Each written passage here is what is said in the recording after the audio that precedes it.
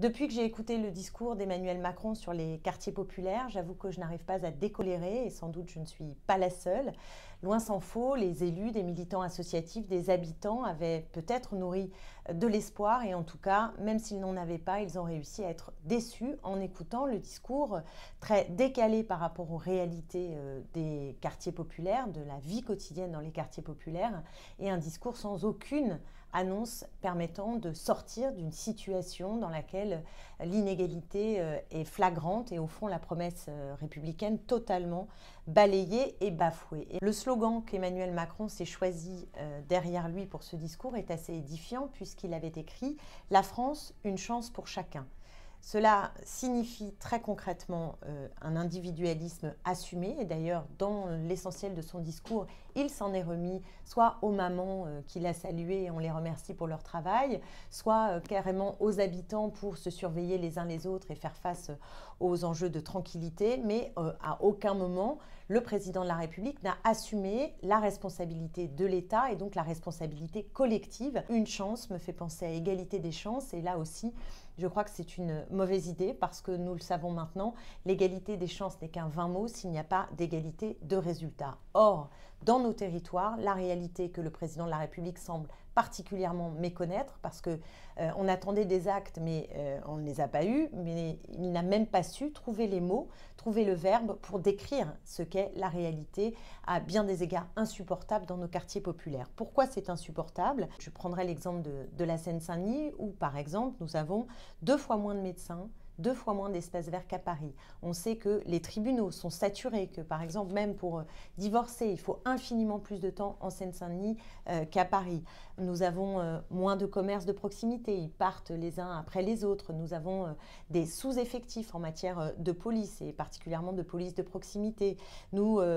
subissons les départs de services publics, par exemple, c'est là un centre de santé qui s'en va, ailleurs un centre de la Poste, une antenne de la Poste qui disparaît et on passe notre temps à essayer de se battre pour maintenir les services publics. Et pour ce qui concerne le nerf de la guerre, je pense par exemple à l'éducation, qui est un secteur très important. On sait qu'en Seine-Saint-Denis, le moins bien doté des établissements parisiens est mieux doté que le plus doté des établissements de Seine-Saint-Denis, pour reprendre la formule du sociologue de l'éducation Benjamin Moignard, parce qu'en Seine-Saint-Denis, la FCPE l'a mesuré, en raison des absences des enseignants parce que c'est difficile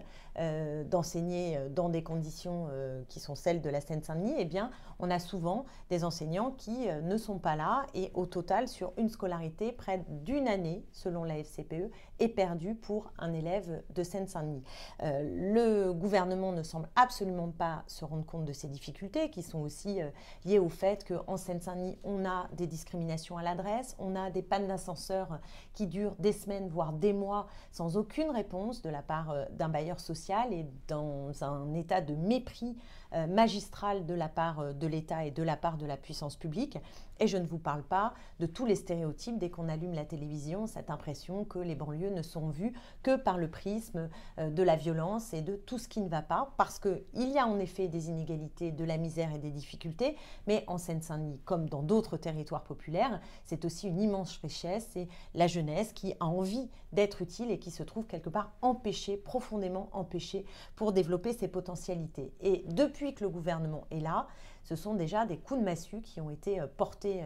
pour nos territoires, puisqu'on le sait, des retards attendus maintenant sans cesse repoussés, en tout cas dans les délais pour les transports publics. On aurait aimé déjà un grand plan pour le RER B, il ne vient pas, et la ligne 16-17 n'iront pas jusqu'au bout, n'iront pas à temps, donc ce sont des reculs, des engagements de l'État sur des secteurs qui sont des secteurs très importants pour la mobilité et donc pour l'égalité. Ensuite, il y a eu ces 30 000 contrats aidés qui ont été supprimés en Seine-Saint-Denis, ce qui très concrètement veut dire que l'une des vitalités de notre territoire qui réside dans le tissu associatif, qui est un maillage indispensable pour créer du lien, de la culture, de la solidarité, il est aujourd'hui mis à mal par ces contrats aidés qui ont été supprimés. Et puis, on le sait, ont subi le désengagement de l'État depuis très longtemps. Je pense par exemple au département de la Seine-Saint-Denis qui n'arrive pas à boucler son budget parce que les personnes qui doivent bénéficier du RSA ont explosé en Seine-Saint-Denis, que c'est l'État qui ne paye pas, qui ne compense pas, et donc le département qui doit trouver dans son budget de quoi faire face au droit à accéder au RSA. Et en plus, le gouvernement, avec sa cure d'austérité encore plus grande que les gouvernements précédents, a décidé de taper dans les budgets des collectivités locales. Et malheureusement, c'est très dangereux parce que pour nos collectivités, on touche souvent à l'os. On n'a pas beaucoup de moyens pour permettre d'avoir des équipements sportifs dignes de ce nom, d'avoir des compensations, pour trouver des moyens pour des vacances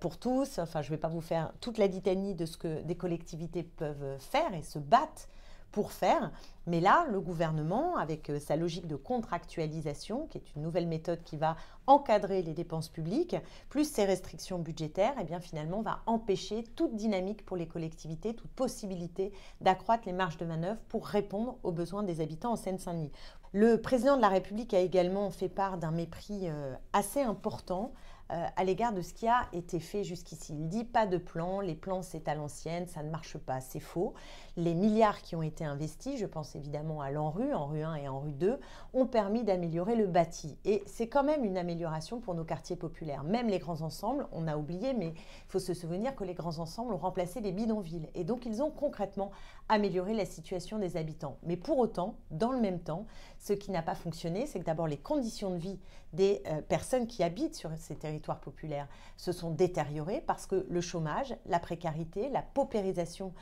en France s'est d'abord abattue sur les habitants des quartiers populaires. Et de ce point de vue, la mise en œuvre de la politique gouvernementale est assez catastrophique parce que quand vous supprimez 5 € d'APL ou quand vous diminuez, vous augmentez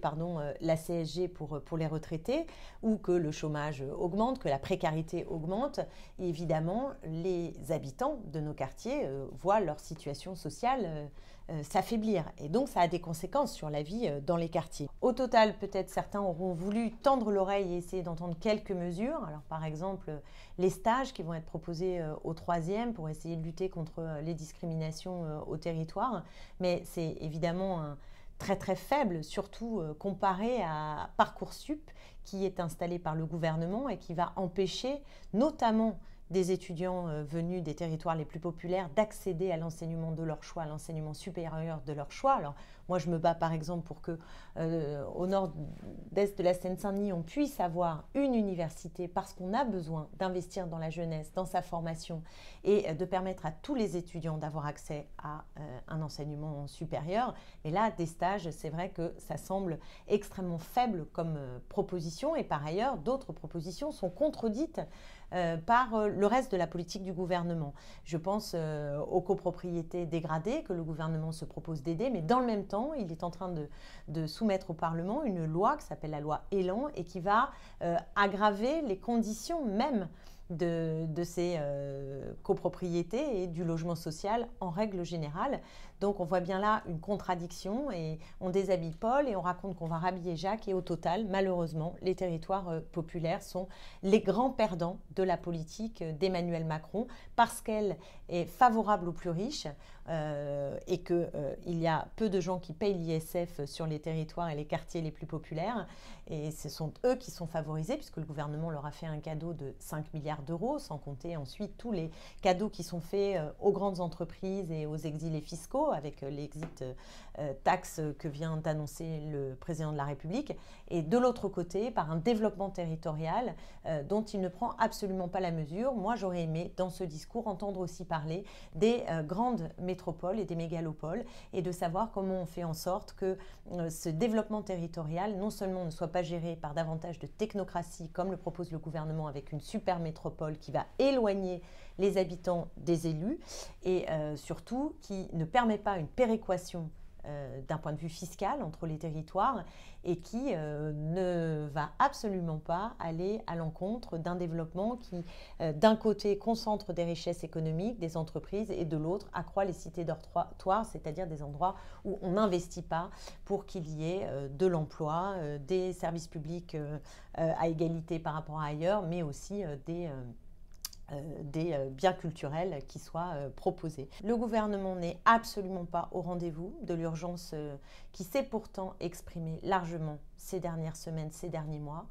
et surtout depuis des décennies. Et je crois que nous avons besoin de prendre nos propres affaires en main. Il y a une grande manifestation le 26 mai, samedi prochain, et je pense que c'est une occasion aussi pour les quartiers populaires